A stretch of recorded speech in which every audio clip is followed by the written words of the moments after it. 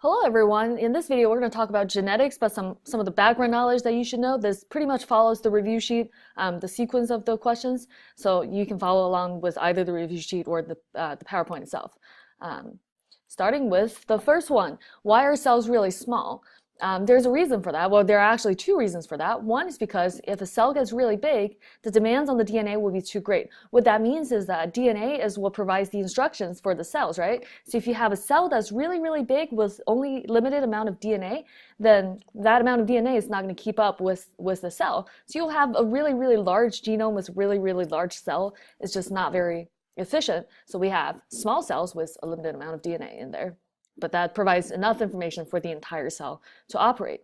The second reason is cells would have trouble gaining food or remove waste efficiently if the cell were to get too big. So the example we gave in the class is if you were to compare a tennis court versus a football field, the tennis court after the tennis match is going to have some waste in there, right? But in order to get rid of the amount of waste in the tennis court is not as difficult as after a football match, because there's so much more waste because it's such a big stadium. The same thing with a cell. If your cell is small, it's much easier to remove all the waste in there and get all the nutrient for the cell. However, if your cell gets really big, it becomes very inefficient, this process. So this number 2 also relates to something called surface area versus volume ratio. So if you look at the picture on the bottom right here, when you have a 1 centimeter cube as an example of a really, really small cell, the surface area to volume ratio would be 6:1, meaning for one volume of the cube, there's 6 times more of the surface to either accept nutrient or get rid of waste, okay? Just look at these numbers. If you were to have a bigger cell, such as one with 2 centimeters, which is way too big for a cell, obviously, but we're just using this as an example. So in this case, we would have a 3:1 surface area to volume ratio, meaning for each volume, each one part of the volume, we now have 3 parts of the surface area, which is this 3:1 is a smaller number compared to the 6:1. And then if you look at an even bigger cell, right here we have a 3 by 3 cube, then the surface area to volume ratio is 2:1. So the trend that you can see right here is that as the cell grows bigger, the surface area to volume ratio gets smaller, which means for let's say for this one part of volume, right, we try to get as much nutrients as possible, remove as much waste as possible. So we need a lot of surface to do that because the nutrient and the waste go through the membrane. So we need a lot of the membrane. So the larger the surface area to volume ratio, the better it is for a cell. And in order to get a really large surface area to volume ratio, you need a really, really small cell. So let's look at it. A ratio, as the cell size increases, what happens to the surface area to volume ratio? It decreases, right? Which is not great. What we like is to have decreasing of the cell size. A really, really tiny cell with a really, really large surface area to volume ratio. Are all the cells the same size? Obviously no. All right, now we're on to asexual reproduction versus sexual reproduction. This is just kind of an example. This is not how it actually works. But asexual reproduction is when you have, this usually happens to unicellular organisms.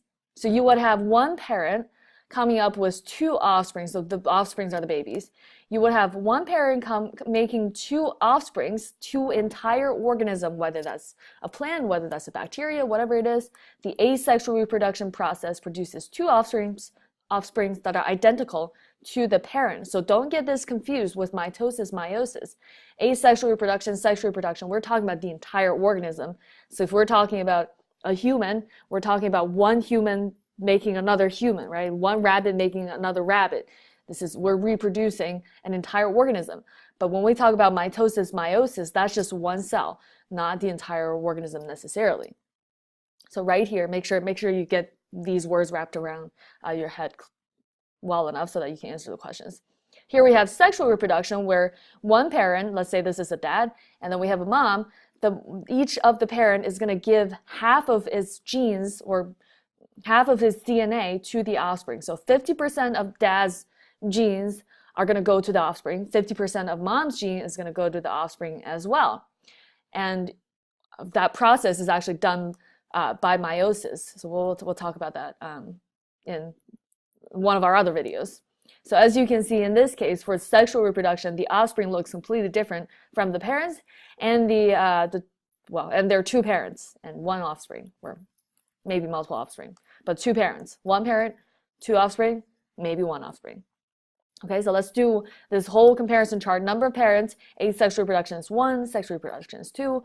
What do the offspring look like? Identical, not identical. Genetic information, same as parents. This one combines DNA of two parents, so you'll have half of the DNA from one parent and half the DNA from another parent. Advantages. So the advantage of asexual reproduction, you can think about bacteria multiplying, splitting. We get a ton of bacteria in a really short amount of time. So the advantage of asexual reproduction is that it's really fast. You can increase the population really, really fast. And that's kind of nice. But there's also a disadvantage. Because we're making exact copies of the parent, right? The children, the offspring look exactly the same as the parent. There's a problem with this because it doesn't give you a lot of genetic diversity. There's no diversity in the population. Everybody's the same. The problem with that is when there's an environmental change, or let's say we're using antibiotics to treat bacteria to get rid of them, the bacteria are not as likely to adapt to the environment because most of them are the same, right? If you have different types of individuals, then some of them might survive a disaster and some of them might not. But if everybody's the same, then it's more likely that everybody's going to be wiped out. So now let's take a look at sexual reproduction. The advantage of that is the opposite of the asexual reproduction. Sexual reproduction gives you more genetic diversity, right? So if you look around human beings, there's so much genetic diversity. There's a lot going on. And the result of that is they're more likely to adapt to environmental changes. But the problem that comes with sexual reproduction is the sexual reproduction, we need two partners, we need fertilization, and then the baby needs to grow for a while. So this is a much slower reproduction process. All right, so these are all questions on the review sheet, and you can take a look and see if you remember how to do them. All right, moving on to prokaryotic versus eukaryotic chromosome. Eukaryotic and prokaryotes, they both have DNA, but there's a little bit different. For prokaryotes, we only have DNA. There's nothing, the genome itself is just DNA, right? And we'll talk about eukaryote in a second. But one other thing that's really important about prokaryotic genome is that it's circular. So there's no two ends. It's connected. It's a circle. It might not look like a full circle. If you were to stretch it out, it would be a circle. So that's prokaryotic chromosome. Also, prokaryotes do not have a nuclei. Okay, so shape of a prokaryotic chromosome is circular. And then binary fission is the process of prokaryotic reproduction. So as you can see, we have this mother cell, the cell grows bigger, the DNA replicates, the cell divides, and then eventually we get two daughter cells that are identical to the parent cell. So this is called binary fission. Make sure you remember this. Next one was eukaryotic chromosome. First off, we call it a linear chromosome, meaning that it has two ends. It's like a line, linear chromosome. Second off, with eukaryotic chromosome, we don't just have the DNA. The DNA can wrap around proteins. So as you can see right here, we have DNA wrapping around these histone proteins and form something called nucleosome. So nucleosome equals to DNA plus histones, right? You see right here? And this right here, okay? There are purposes of why this happens, and we're not going to talk about it right now. But as you can see, there's coiling, right? There's some supercoils, and eventually this nucleosome, DNA wraparound protein, is going to turn into chromosome, this X shape. So this X shape is a duplicated chromosome. There's something special about this chromosome, right? We hear about this word a lot, but what exactly is it? A chromosome is supercoiled DNA wrapped around histone, right? So it's not just a stretch of DNA, a mess looking like this, for example. That's your unsupercoiled, see? That's your unsupercoiled DNA. It's just a bunch of lines, right? It's like this. That's your unsupercoiled chromosome. However, when you have supercoiled DNA, that's the only time when you get to see this X shape. All right, so that's your duplicated chromosome right there, So you should be able to associate chromosome, duplicated, chromosome, supercoiled DNA. And then duplicated chromosome is when you, so this is unduplicated chromosome right here. Duplicated chromosome looks like that, okay? And this duplicated chromosome right here will have 2 DNA. So this is 1 DNA. This is 2 DNAs, okay? Let's draw it one more time. This is 1 DNA. This is one side of the duplicated chromosome, which is called one sister chromatid. This is the other on the right side. This part is your second sister chromatid. And they're attached at this middle point, which is called nucleosome. All right, so these two are sister chromatids, okay? And we'll talk about why that's important later in this video and maybe the next video. So now, moving on, we have eukaryotic chromosomes. They're organized into compact structure, right? Supercoiled. And then we have chromosomes are rod shape. So this right here is your rod-shaped chromosome, DNA and proteins. The protein itself is called histones. It keeps the DNA organized. DNA plus histone is called nucleosome. So there's a lot of N's going on. There's nucleosome, there's centromere, there's centrosome. So here we have first nucleosome is DNA plus histones. So again, right here we have a regular DNA, it's a double helix. We have DNA wrap around histone. This is also called nucleosome again. And we have supercoiled DNA, eventually that becomes chromosomes. Now, chromosomes have to replicate prior to cell replication, or it meant to say cell division.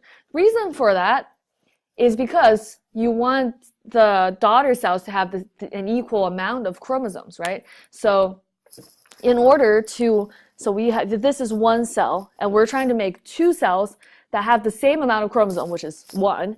You have to duplicate the DNA first, and then the 2 sides, the 2 DNA left and right, are going to split into 2 different cells, and each one of them is going to contain 1 DNA like that, or 1 chromosome like that, okay? So that's 1 chromosome, 1 duplicated chromosome, but it has now 2 DNAs. And now we have 1 chromosome, or 1 DNA, 1 chromosome, 1 DNA. Sister chromatids, nucleus, oh wait, that's not nucleosome in the middle. That's centromere. Sorry, nucleosome is DNA wrapped around protein. The center is called centromere. That's where the 2 DNAs attach to each other, okay? Each half of the chromosome is called a chromatid, as we said. So you can call, anytime you have an X shape at all, you can call half of that chromatid. So one copy of the DNA will be a chromatid. The sister chromatids attach at the centromere, as we said. So here we go again. And then here are some words for you to review. Make sure you know all of them. If you have my Quizlet link, that's a really, really good tool for you to make sure that you know everything, okay? And then here are some other questions. Make sure you know all of those. And that's it for this video.